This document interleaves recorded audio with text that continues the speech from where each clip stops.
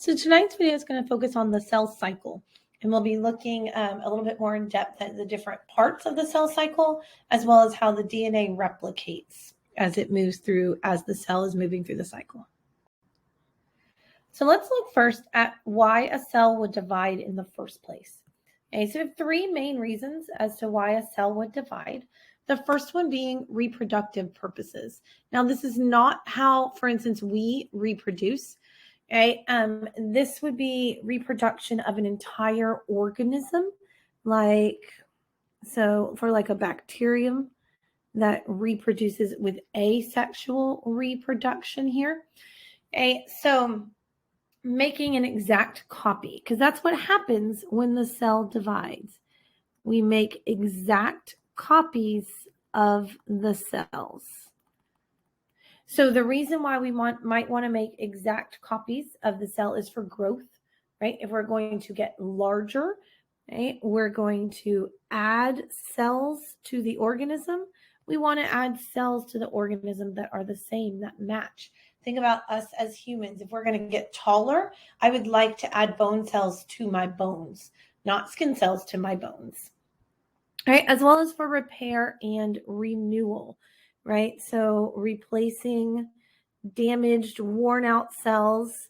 Again, think yourself, right? When you have a cut, you have an injury, you would like to replace that cut with skin cells, right? I'd like to replace those damaged skin cells with more healthy skin cells, not with bone cells, not with liver cells, right? So when these cells divide and we go through this process here that we're going to call mitosis, these cells are making exact replicas. So they go from being a diploid cell, which has pairs, remember di is 2, so pairs of chromosomes. For instance, in humans, we have 23 pairs. So a diploid cell, and I make exact copies. So I make 2 more diploid cells. So again, in a human cell situation, I would go from having 23 pairs or 46 chromosomes in total, diploid, right, pairs, to a new cell that has 23 pairs of chromosomes, and then another one that also has 23 pairs. So exact replicas. So when I'm making exact replicas, that's what I'm going to use for growth, for repair, for asexual reproduction. So those new cells that we make, they're called daughter cells. So we had the original cell, we made the 2 new cells. So a lot of times it's represented as 2N. N is our haploid number. 2 is representing the fact that this is a diploid cell. So again, in humans, the example would be 2 times 23, right? So a total of 46 chromosomes. And then I made 2 identical daughter cells. So those are daughter cells. Those are the cells that are made at the end. So again, our human example, 2 identical daughter cells. And we're going to get these 2 identical daughter cells by passing on an exact copy of the genetic material. So an exact copy of the DNA. That's going to happen during mitosis, which is the actual division of the nucleus, as well as passing on cell parts, which is going to be the cytokinesis part, which is at the very end of mitosis. So the cell goes through its own life cycle, which is called the cell cycle. And you're going to need to be comfortable with diagrams like this one here on the bottom on the right. So the cell spends most of its life cycle in the time that's called interphase.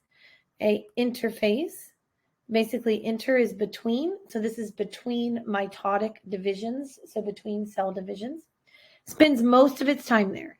This is when the cell is doing its everyday job.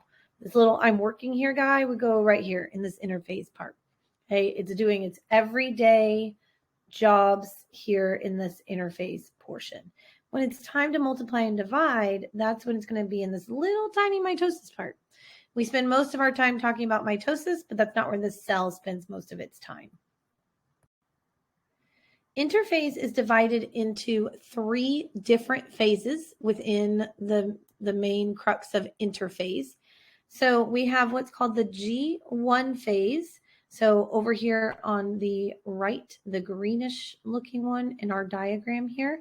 So in the G1 phase, the cell is going through its everyday jobs. It's growing. It has normal metabolic rates. This is just a liver cell being a liver cell. This is just a bone cell being a bone cell. If the cell is triggered to go through cell division, so like we've said before, all things are controlled by enzymes, all reactions, information exchange, things are controlled by enzymes and proteins. So if a cell gets a signal that says, hey, you're going to need to divide, the cell will keep progressing into the second phase here, which is this S phase. So the S phase, S being for synthesis. Okay, remember synthesis means to make something new. So if I'm making something new, if I'm in the synthesis phase, I'm going to make something new, and that new something that I'm going to make is more DNA. Because to be able to pass on an exact genetic copy, I don't have enough DNA to pass on, right? Let's just say I've got a very simple cell. It's got 2 chromosomes there in the nucleus. That's too small to see.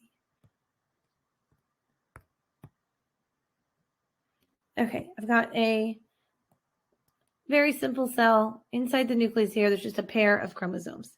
Well, if I'm going to make exact copies of that cell, that means each of these new cells needs a pair of chromosomes, but I don't have enough DNA in this first cell. I need to replicate it so that I get some extra. And now I have enough DNA to pass on to everybody. Okay, so that's what's happening there in that S phase. That's one of the most important phases of interphase.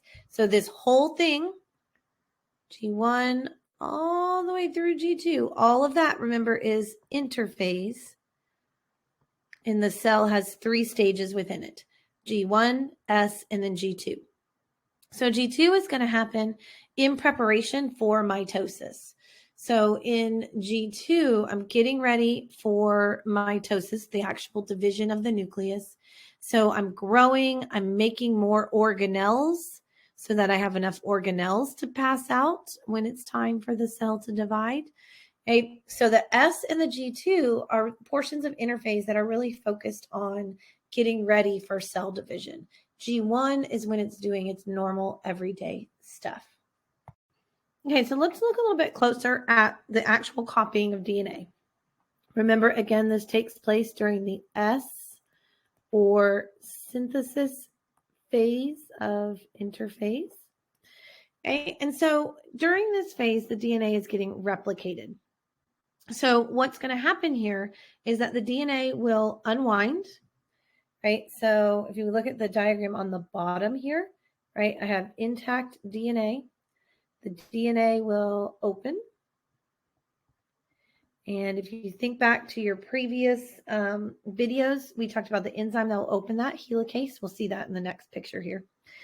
Then you'll notice that each strand, each original strand, acts as a template for my new strands. So now I end up with 2 brand new strands that are exact copies of each other and of the original DNA, but they're made of half of the original DNA and half of the new DNA. So we call this process here semi-conservative. Semi means half. When I conserve something, I save it. So essentially, I'm saving half of it. Each new strand consists of half of the old strand. So we're going to look a little bit more at a couple of the enzymes, and then everything else we'll save for when you come back and take AP biology. Okay, so this is one of those diagrams. Don't get super lost in it. Don't start freaking out right now, okay? So we have our DNA. So we want to make sure we get that across, right? Here's my DNA, my original DNA. You'll notice it's being unwound or opened up by that helicase enzyme right there, right? That's that enzyme that's going to unwind the DNA for us so that we can read it, right? We have to be able to read it. Okay, now I'm going to copy the DNA. So I'm going to use DNA polymerase. If you remember when we made messenger RNA, we had RNA polymerase. So now I have DNA polymerase that's going to lay down those complementary DNA nucleotides. So it's essentially going to build my DNA strand. You'll notice the DNA strands are built in the opposite directions. And again, we'll get more into those details as we move into AP biology. But the DNA strand is built going this way and going this way. So built in opposite directions because we have to build in that 5 to 3 prime direction. So we build in opposite directions. Okay, and that's really all I need you to get from this particular image right now. So we've got that helicase enzyme that's going to unwind the DNA. We've got that's going to unzip and unwind the DNA. We've got the DNA polymerase that's going to lay down those new DNA nucleotides. Okay, we're going to build in opposite directions. It's a semi-conservative process, which you can see in this image here. I have original DNA, I have original DNA, I have new DNA, and I have new DNA. And this is all happening before mitosis ever starts, happening in that S phase of interphase. So let's look a little bit closer about how the structure of DNA. So the DNA is located in the nucleus of these eukaryotic cells, and it's really long. We've talked about having thousands of genes on it. It's super, super, super long. And so you're trying to cram it into this little tiny space. So we do that by folding, wrapping, folding, rolling, right? So DNA is going to be organized into chromosomes. So when you hear the term chromosomes, you need to be thinking DNA. Those chromosomes, those DNA strands are then wrapped around histone proteins. So you can see here how it's wrapped around. And then it takes the whole thing. You can see this right here. It's just this little portion right here. Takes the whole big long strand and starts folding it up. Okay, so chromatin is also referring to DNA. It's just referring to the DNA that's wrapped around the protein. So when we say that the DNA is going to condense, we basically just means that it's wrapping up more so that it makes it easier for it to split up during mitosis. So what you can see happening here is, again, the same thing, right? I have this DNA. This DNA gets wrapped around those histone proteins. That whole complex gets wrapped up even more, and that becomes our chromatin. So when it's time for mitosis to happen, you can see this is a cell here, the first part in interphase. And then you see how it's all like loose and messy looking, the DNA that's in there. So then we look as we start going into the beginning of mitosis. We'll worry about the phases in a second. As we go into the beginning of mitosis, you see how that DNA has organized itself a little bit differently, making it much easier for it to separate during mitosis. So it condenses and coils up a little even more than normal. Okay, so we've looked at interphase, and it's G1S and G2. Now let's look at the actual mitosis part. Okay, mitosis officially is dividing up the nuclei. So that's why we're talking so much about the DNA. And it has 4 phases. This acronym right here is going to be important to you. PMAT, prophase, metaphase, anaphase, telophase. You're going to need to know the order of those 4 phases, and you're going to need to know the brief descriptions of what happens during each of those phases. Okay, so let's look at these phases of mitosis. So on the far left here, we have interphase. We've already talked about interphase, right? Our G1, S, G2 phases. Remember, our acronym for mitosis PMAT. We are not going to focus really on this pro-metaphase. We're going to put that, this is really all together as part of prophase. So here's prophase, the first part of mitosis. So during prophase, the nucleus is going to start to break down. You can see that happening in these two pictures, right? The DNA's got to be able to get out. So the nucleus is breaking down so that the DNA is going to be able to get out. Those chromosomes, that condenses even more into the chromatin. So you can see in the progression of these pictures, right, how the DNA is longer here, and now it's condensing even more so that it's easier for it to separate. And then these little guys here, that looks like kind of like fireplace logs, those are the centrioles. And they're going to lay down the spindle fibers. The spindle fibers act as a pathway for those chromosomes later when they split apart. So you can think of the centrioles as like the workers laying down the sidewalk. Okay? So that's all happening here during prophase. Nucleus is breaking down, the chromosomes condense more into chromatin, and the centrioles lay down those spindle fibers. So now, as we move into metaphase, this is when the chromosomes are going to line up along the equator of the cell. So the chromosomes line up along the equator. So essentially what you can say to help you remember this too is that they're lining up along the middle of the cell, middle metaphase.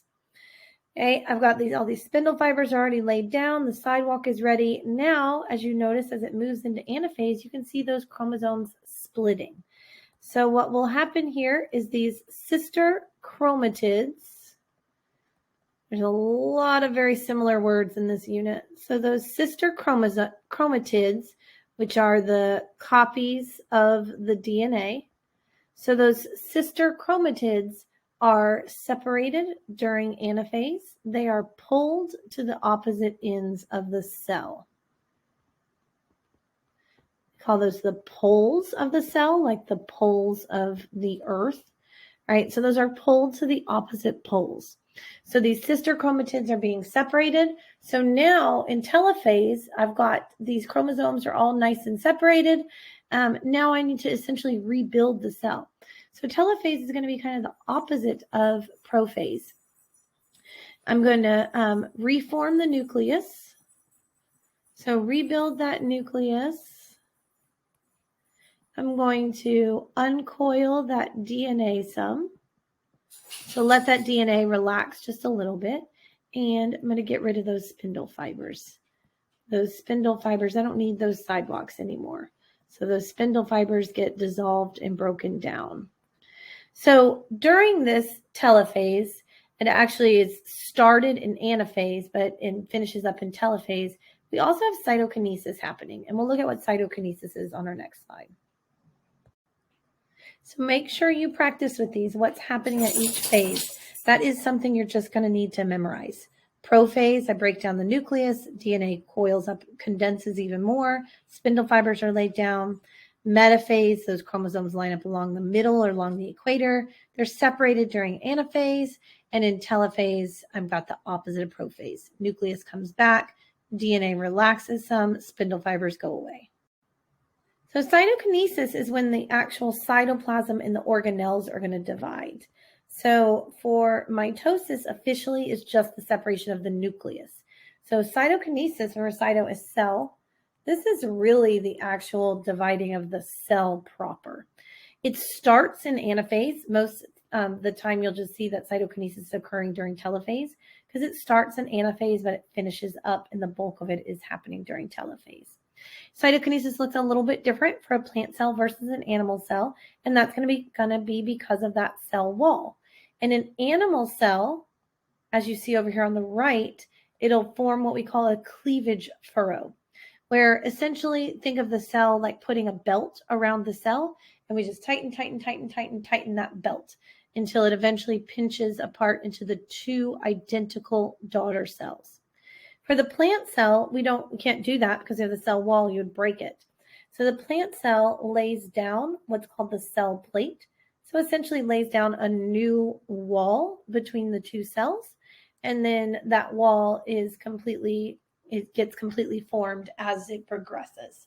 So cytokinesis looks a little bit different in an animal versus a plant cell.